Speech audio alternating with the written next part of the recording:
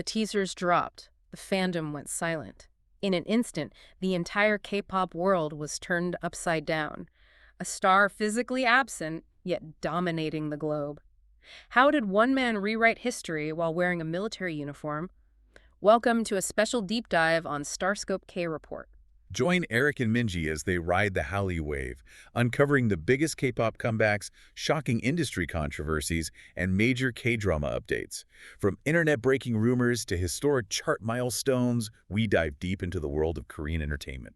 And the mission for today's deep dive is to tackle a headline that has just been absolutely dominating our feeds. Like, everywhere I look. Oh yeah, it's everywhere. It's a story that is honestly redefining how we look at the actual mechanics of the music industry. So the headline reads, "He beat the entire industry, why Jimin is now untouchable." Which, is a massive claim. I mean, usually when we see a headline like that, we immediately prepare to just strip away all the hyperbole. Right, because clickbait is real. Exactly. But when we look at the mountain of sources we have today, from these unprecedented Billboard records to just staggering Spotify milestones, and, well, the meticulously timed content drops that headline is actually just a factual reflection of reality. Yeah, it's not an exaggeration at all. No, it's really not. We are looking at what happens when a generational talent essentially hacks the entire concept of a mandatory military hiatus. Which is exactly what we are going to unpack for you today. So for you listening, we are pulling from a massive stack of sources covering BTS Jimin's second solo album, Muse, the mind-bending run of his track Who, and this incredible strategy of keeping a fandom fed while he was literally away serving in the military. Yeah, the logistics alone are just fascinating. I mean, I remember the shockwaves this sent through the industry back on July 19th, 2024. This was a true comeback that felt like an all-kill across the board. It really did. And for those of you who might be slightly newer to the K-pop space, a comeback doesn't mean you, retired and came back. It just means a new music release. Right, it's just the new era. Exactly. And an all-kill, that is the holy grail. Yeah. That means hitting #1 on all the major Korean charts simultaneously.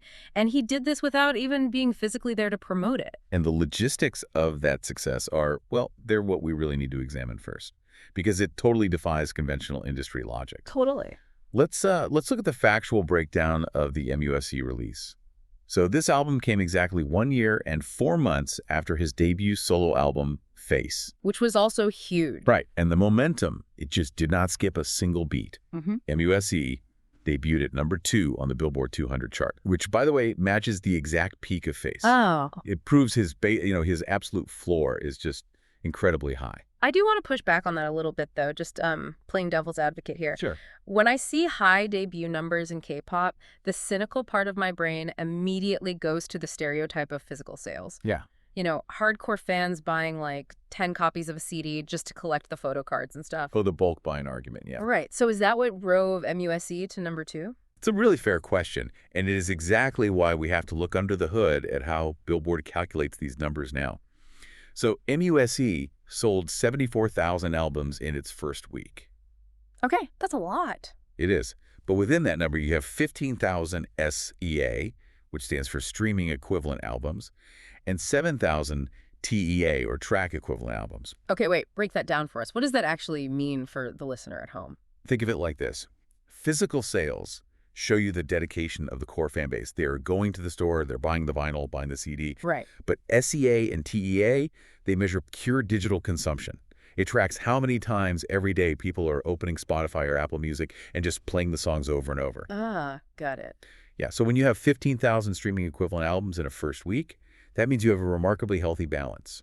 It's not just, collectors buying plastic. It is massive, sustained audio streaming from general listeners. That makes a lot of sense. So it is the difference between, a collector's item sitting on a shelf and a song people actually want to play in their cars on the way to work. Exactly. And that brings us to the lead single, Who.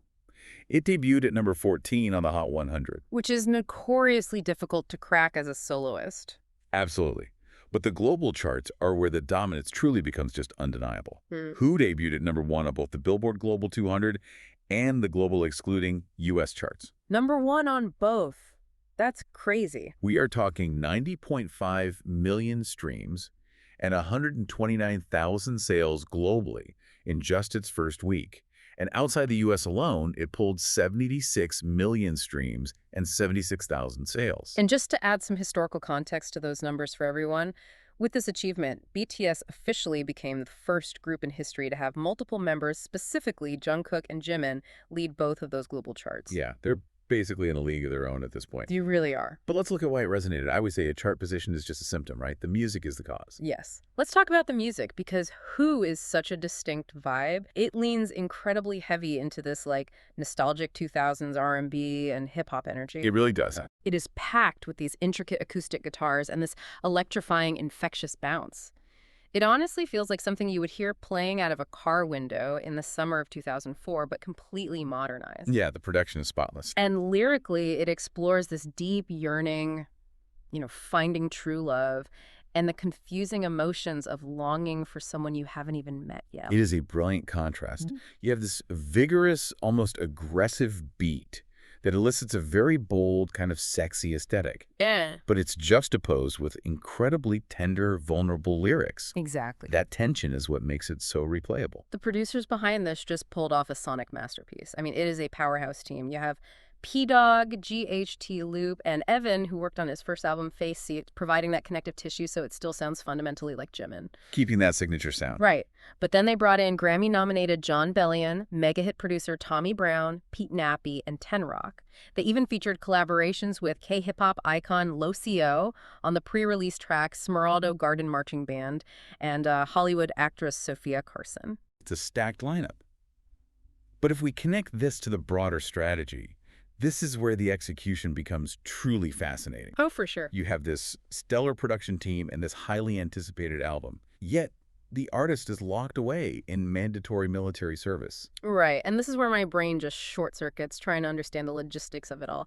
It is like a tech company launching their most revolutionary smartphone, but the CEO and the entire marketing team are stranded on a deserted island. That's actually a great analogy. How do you achieve an all-kill level impact without the usual K-pop promotional machine? There are no live music show appearances, no Inkigayo, no Music Bank. He can't do fan signs. He is literally in a military uniform. It completely upends the traditional playbook.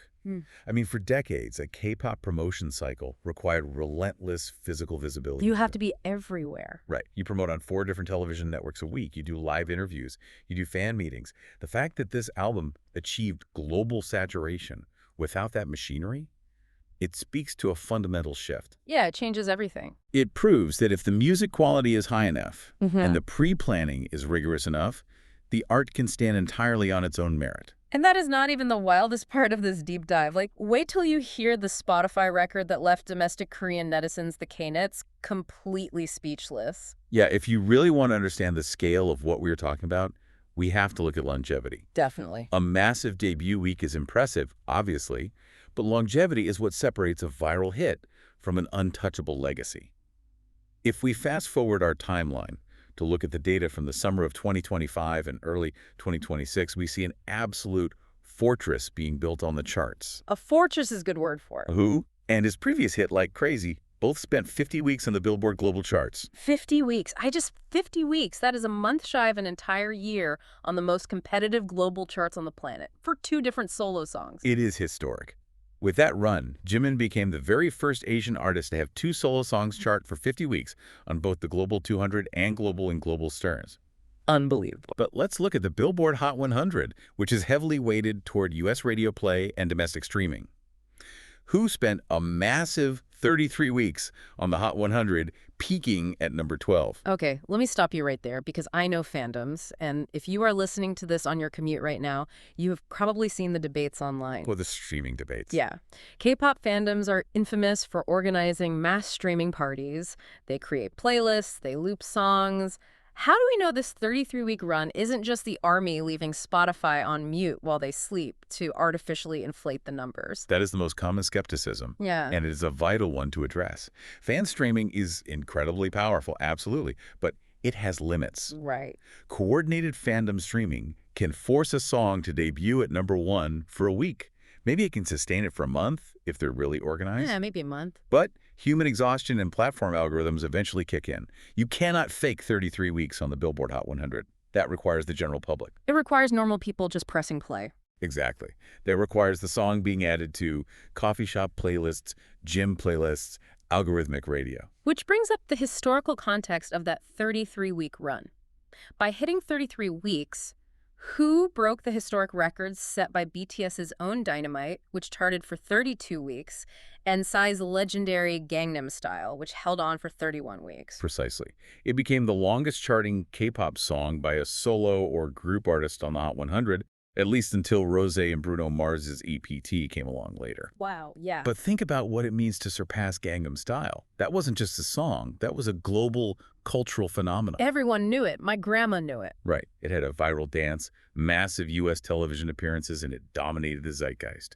For a solo act to surpass that milestone without a single live U.S. television appearance during the charting period, It's crazy. it is mathematically impossible without massive general public consumption. And if we look domestically, inside South Korea, the K-nuts must have been losing their minds, because the Spotify Korea numbers do not even look real to me. The domestic data is perhaps the most telling metric of all, because South Korea has its own deeply entrenched domestic streaming platforms, like Melon. Right, Melon is huge there. So to dominate Spotify Korea requires capturing a very specific active listening demographic. As of January 6, 2026, Who topped the Spotify Korea Daily Top Song Chart for an unprecedented 500 days. I just need everyone listening to process that. 500 days. 500 days. Every single day for over a year and a half, South Korea woke up, opened Spotify, and played Who more than any other song in existence. It also topped the weekly chart for 71 weeks and amassed over 89 million streams locally, becoming the most streamed song on the platform in that region. That is just staggering. And when you factor in his other tracks like Set Me Free P2 and Angel P1, Jimin has amassed over 800 cumulative number ones on Spotify Korea's Daily Top Songs chart. No other artist has achieved that. So we have to ask the broader question. What does this actually tell us about the music industry today? Well, it shows a shift. Because to me, it means your everyday person, the college student studying for exams, the office worker on the subway, they are just listening to Jimin. Not because they are trying to break a streaming record for their bias, which is just K-pop slang for your favorite member of a group, for those who don't know, but because it is genuinely a great pop song. Exactly. The general public has fully claimed his music. That is exactly the paradigm shift we are witnessing. And we have to remember the legacy he was already building before this hiatus. Oh, my face. Right. Like Crazy, the title track from his first album made him the first Korean solo artist to reach #1 on the Hot 100. That broke a 60-year Asian record that had been held by Sakamoto Q since 1963. 1963, that's insane. He was already a proven record breaker, but MEA proved that his success wasn't a fluke of fandom organization. It solidified him as an undeniable sustaining force in global pop music. And hey, if you love staying updated on your favorites and decoding these massive chart milestones, make sure you're subscribed to Starscope K Report. We've got even bigger scoops ahead. We definitely do. But hold on, later in the deep dive, we'll talk about the cozy travel plot twist that had the fandom in tears, proving he's not just an untouchable chart topper, but the ultimate comfort idol. Which brings us to the actual execution of this era, which is honestly a masterclass in project management. We are talking about the meticulous planning of a K-pop hiatus. It's an oxymoron. It really is, because the sheer volume of content left behind was just vast. It really is wild. If you think about your favorite artist taking a 2-year hiatus, usually you just, I don't know, move on to someone else. You forget about them for a bit. You find a new group to follow. Exactly. But here, the fans were so well fed with new content, they didn't even have the luxury of missing him properly. To understand how they pulled this off, you have to look at the timeline. Jimin enlisted in December of 2023. MUSC was released in July 2024. Okay. That means he and his agency were banking high-intensity choreography, full-scale television productions, and variety show content months and months in advance. They had to be exhausted. Right. They had to predict exactly what the pop landscape would crave a year into the future. And the promotional machine was just flawless. Even though he couldn't fly to New York in July 2024, he pre-recorded the first-ever TV performance of Who for The Tonight Show, starring Jimmy Fallon, which aired right on schedule on July 23. Which was a brilliant strategic move. Genius. It ensured that right at the absolute peak of the album's release window, there was high-quality, late-night U.S. television exposure ready to be deployed. And I have to say, it was such a slick performance. He leaned so heavily into that daring 2000s R&B persona, the styling, the choreography, the charisma. I mean, he delivered exactly what a global pop star of his caliber is expected to deliver on a major network. He looked completely in his element. He looked like an absolute untouchable icon. But then The agency completely flips the script. Yeah, this is where we see the strategy of emotional retention come into play. Ooh, I like that phrase, emotional retention. It's exactly what it is. Beyond the high art music and the fiercely produced performances, fans were given a window into the highly relatable, everyday side of their stars. Yes, the variety show. Prior to his enlistment, Jimin recorded a travel variety show with the group's Magna, which, for our newer listeners, is the term for the youngest member of the group, Jungkook. Yes, the Disney Plus series. Are you sure? It debuted on August 8, which was just perfectly timed to keep the momentum going just weeks after the album dropped. The show followed the Busan Boys, traveling across the United States, Jeju Island, and Japan. And what really stands out is how grounded the activities were. So grounded. We are talking about everyday pleasures, camping, canoeing, eating at local diners, just existing outside of the intense, heavily scrutinized idol spotlight. It is the most brilliant emotional contrast for the viewer. You get this fierce, untouchable, global pop god dominating your Spotify playlist and burning up the stage on Jimmy Fallon. But then you turn on Disney Plus and see two best friends just goofing off, falling out of canoes, and laughing until they are in tears over a campfire. In K-pop, we talk a lot about visuals, the incredibly polished, flawless image idols project. The untouchable aesthetic. Exactly. But this variety show completely stripped that away. It humanized them in a way that deepens the parasocial connection with the fandom immensely. It is a 360-degree media presence. By providing the high-energy music and the low-stakes, comforting reality content simultaneously, the artist occupies multiple emotional spaces in the consumer's life. That makes total sense. You listen to Who when you're at the gym or when you want to feel energized. You What Are You Sure when you're winding down after a long day and just want some comfort. He is everywhere. He essentially monopolized the listener's entertainment ecosystem, all while being completely off the grid, serving his country. It really makes you rethink the whole concept of a break in the entertainment industry. Like, hit that subscribe button so you never miss a KT update on how your favorite idols are changing the game. It certainly challenges the traditional life cycle of a K-pop group's military era. Historically, enlistment was the most dangerous period for an agency. Oh, it was a death sentence for momentum. It meant a severe dip in relevance. It was a time when agencies scrambled to push subunits or rush entirely new rookie groups to the stage just to plug the financial and cultural gaps left by their top earners. Which brings us to the ultimate question we have to ask after looking at all these sources today. If Jimin can break 60-year-old Billboard records, surpass a cultural juggernaut like Gangnam Style on the Hot 100, and absolutely rule Spotify Korea for 500 consecutive days. And climbing. Right, all while locked away in mandatory military service, what does this mean for the future of the K-pop hiatus? Well, it strongly suggests that BTS and Jimin have created a brand new industry blueprint. They have proven that an artist can actually grow their global dominance, expand their general public listenership, and break historical records while physically absent. It's wild to even think about. It is. If the music is undeniably strong and the pre-planning is meticulous enough to feed the fans across multiple mediums, it renders the concept of a career break completely obsolete. Yeah. The artist transcends physical presence. It is the ultimate mic drop. You build a legacy and a strategy so foolproof you can literally rewrite the history books without even being in the room. Just something for all of you to mull over the next time you hear those acoustic guitars kick in on Who. You've been listening to Starscope K Report, where Eric and Minji bring you the stories shaping K-pop, K-dramas, and the global Hallyu wave. Thanks for tuning in, and don't forget to subscribe for more stories that keep the stars shining.